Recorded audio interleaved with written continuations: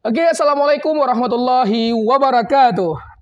Kali ini kita dalam kegiatan Enki Talk Show. Leh betul bahasa aja leh salah. Enki Talk Show. Nah, sedikit informasi kepada para sahabat Nurul Quran TV bahwasanya YPIK Nurul Quran baru beberapa hari ini merotasi atau mengganti seluruh kepala unit, kepala sekolah unit, mulai dari PAUD, SD, dan SMP. Nah, kita harapkan ke depan dengan adanya pergantian tersebut menjadi sebuah semangat baru, menjadi acuan baru untuk memajukan sekolah-sekolah di bawah naungan YPIK Nurul Quran. Nah, pada siang hari ini kita telah kedatangan tamu yang cantik, ramah, dan baik budi tentunya, yaitu Umi Riza Umami. Selamat datang, Umi. Selamat datang, terima kasih Pak Rahmat. Alhamdulillah, sehat Umi? Alhamdulillah sehat. Oke, bagaimana Umi perasaannya setelah dilantik? Hari apa kemarin dilantik Umi? Hari Senin, hari Selasa. Hari Selasa, baru minggu kemarin ya, minggu yang lalu ya. Baru satu Oke, Umi Riza baru dilantik sebagai Kepala Sekolah PAUD IK Nurul Quran. Itu periode 2024-2026. Artinya 2 tahun Umi ya? 2 tahun benar. Oke, bagaimana perasaan Umi ketika menjadi pejabat baru nih? Kalau ditanya perasaannya bagaimana, yang pasti ada rasa senang, alhamdulillah. ada rasa takut juga nih Pak. Gitu. Oke. Kenapa takut? Sebenarnya karena ini kan amanah baru. Amanah baru, ya. betul. Saya sudah 10 tahun di PAUD Nurul Quran. Senior berarti. Ya kurang lebih ya 10 tahun. Nah, selama 10 tahun itu saya sebagai guru. Jadi baru kali ini diberi tanggung jawab yang lebih besar sebagai kepala sekolah, dan ini adalah pengalaman pertama saya menjadi kepala sekolah. Nah, jadi takutnya apa? Karena ini tanggung jawab yang besar. Betul. Ya, alhamdulillah lembaga PAUD kita juga sudah besar. Ya, jadi untuk mempertahankan prestasi itu, nah itu yang beratnya. Mempertahankan prestasi ya Umi? Prestasi, benar. Oke, sebelum menjabat sebagai kepala sekolah, Umi sebagai apa, guru biasa atau? Sebagai guru, juga sebagai wakil kepala bidang sarana dan prasarana. Oh, berarti Sarpras artinya. Berarti Umi sebelumnya menjabat sebagai apa, PJ Sarpras ya?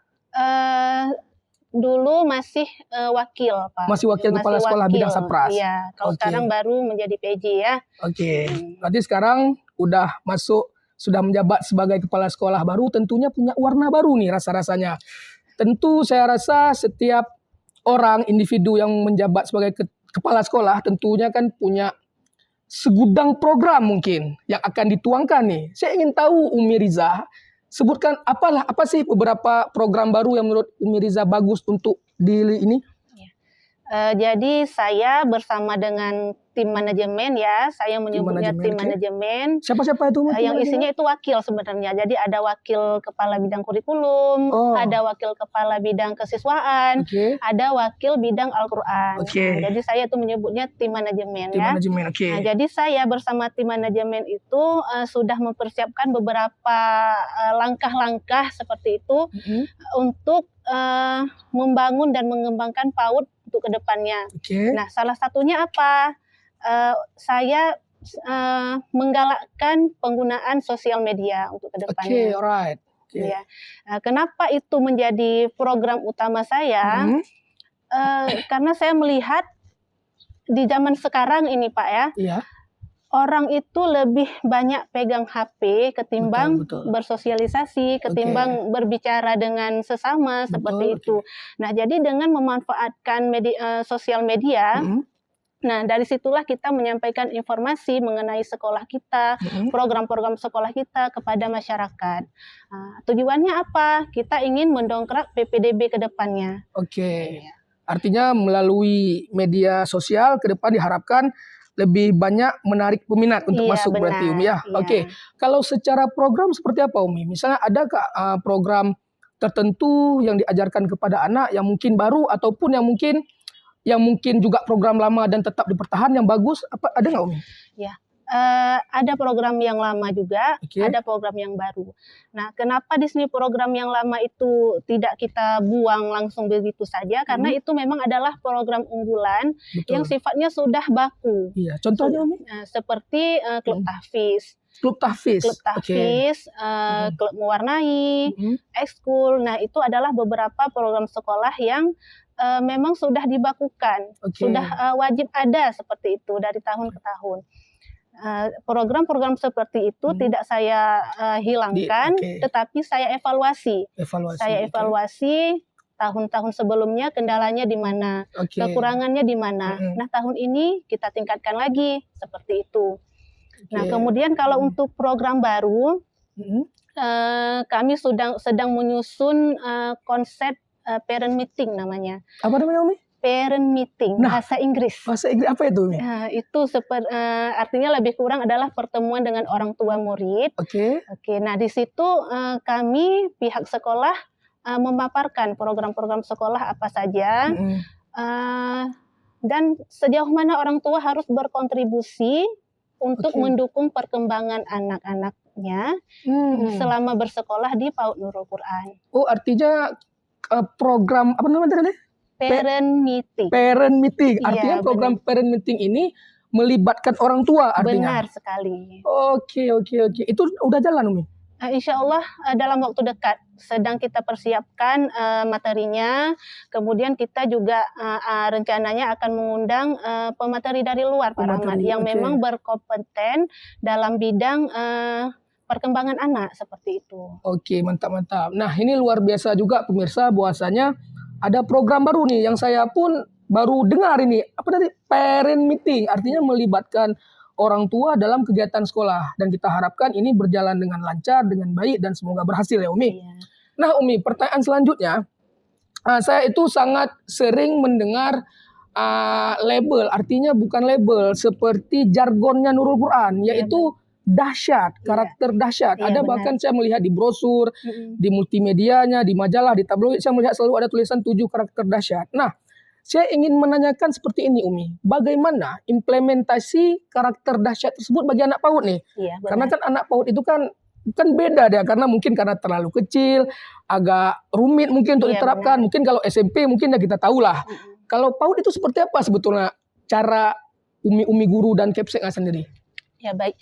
Sebelum saya menjawab caranya bagaimana, jadi saya harus menjelaskan dulu dahsyat itu apa. Dahsyat. Nah, dahsyat itu adalah singkatan, Pak Rahmat. Singkatan dari terdiri dari 7 huruf, ya. D, A, H, S, Y, A, dan T. Ya. Nah, D itu sendiri disiplin. A, amanah. H, harmonis. S, santun. Y, yakin. A, aktif. T itu terampil dan berprestasi. Nah, ini gabungan ya. Nah, bagaimana kami menerapkan ke semua karakter tersebut? Nah, dengan pembiasaan. Pembiasaan dalam kegiatan di sekolah sehari-hari. Contohnya nih, di disiplin. Nah, disiplin itu adalah menjalankan sesuatu pada tempatnya dan pada waktunya. Seperti itu. Nah, jadi setiap harinya kami membiasakan anak-anak itu untuk menyimpan sepatu pada tempatnya, menyimpan tas pada tempatnya, masuk ke kelas pada waktunya, seperti itu. Dibiasakan sejak dini berarti. Pembiasakan, benar.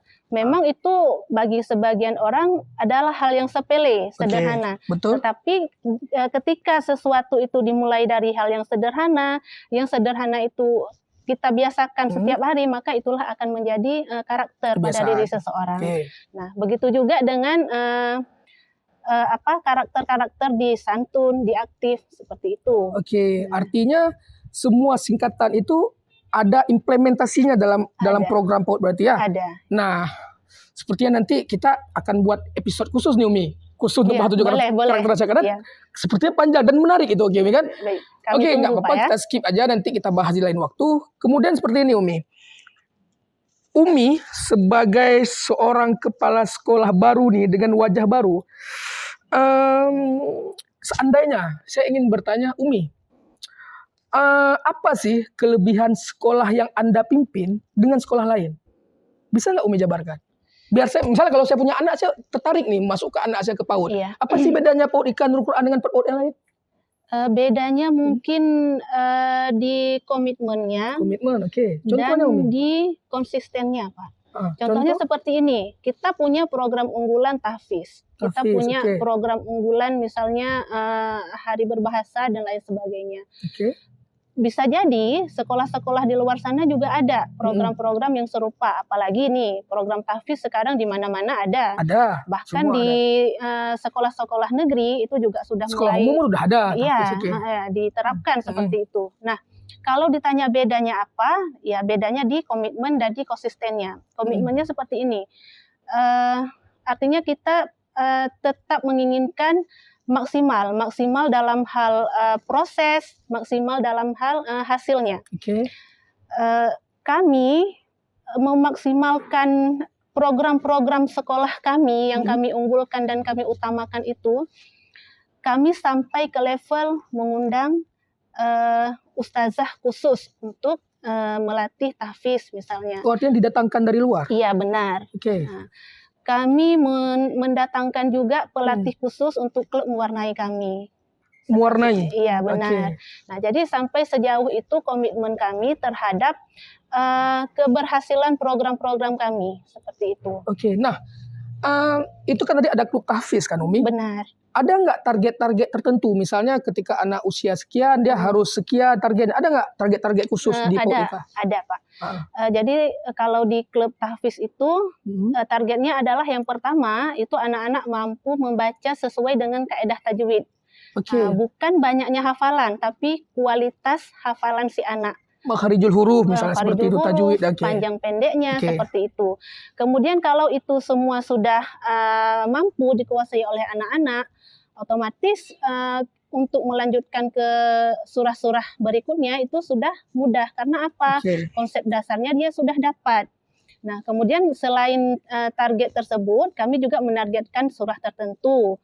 Contohnya, ketika tamat TKB, si anak mampu menghafal hingga surah Ad-Duha misalnya. Oh, itu target berarti? Target hafalannya. Seperti itu. Berarti dari Al-Fatihah ya? Dari Al-Fatihah sampai Ad-Duha. Ad-Duha, berarti juz 30 tuh ya? Juz 30. Oke Umi, pernah nggak, mungkin pernah kayaknya, ada nggak prestasi yang skala apa misalnya di PAUD IKA, pernah nggak PAUD IKA itu mendapatkan prestasi terutama di bagian tahfiz nih, karena tadi sepertinya tahfiz itu menarik gitu. Iya. Ya, kalau prestasi alhamdulillah sekolah PAUD Nurul Quran sudah beberapa kali juara 1 lomba tahfiz di tingkat kabupaten pernah. Juara 1. Ya, kemudian pernah di tingkat Kota Banda Aceh. Ya. Ada pernah juara 2 juga. Artinya ada beberapa prestasi yang telah dihasilkan. Oke, kita harapkan ke depan semoga dengan adanya program-program yang luar biasa ini juga terus memperbanyak prestasi-prestasi siswa didik kita. Nah Umi, terakhir Umi, PAUD IKA Nurul Quran, kapan batas terakhir penutupan? Atau dia tetap dibuka? Penutupan pendaftaran murid baru maksudnya Pak ya? Iya. Kita tidak ada target penutupan murid baru Pak. Karena sesuai terpenuhinya kuota. Seandainya kuota itu terpenuhi di bulan Juli, di situ kita udah stop, nggak terima murid lagi. Artinya tidak ada waktu khusus, misalnya dari tanggal sekian sampai tanggal sekian. Karena TK itu keseringannya orang tuanya ada yang sudah berjalan pembelajaran beberapa bulan baru diantar. Ada yang sudah 1 semester baru diantar. Jika masih ada kuota itu kami terima. Berarti tetap dibuka. Tetap dibuka. Nah, gitu sahabat Nurul Quran TV. Jadi bagi umi-umi, mak dengan ayah mendum yang ada di rumah, silahkan masukkan anak tercintanya ke PAUD IKA Nurul Quran. Insya Allah menjadi anak yang soleh-solehah. Ya kan Umi? Insya Allah. Oke, itu saja perbincangan kita hari ini. Semoga dapat dipetik hal-hal yang menarik, hal-hal yang bermanfaat oleh seluruh pemirsa. Umi, terima kasih telah hadir di studio kita. Akhir dari segalanya, wabillahi taufik wal hidayah. Wassalamualaikum warahmatullahi wabarakatuh.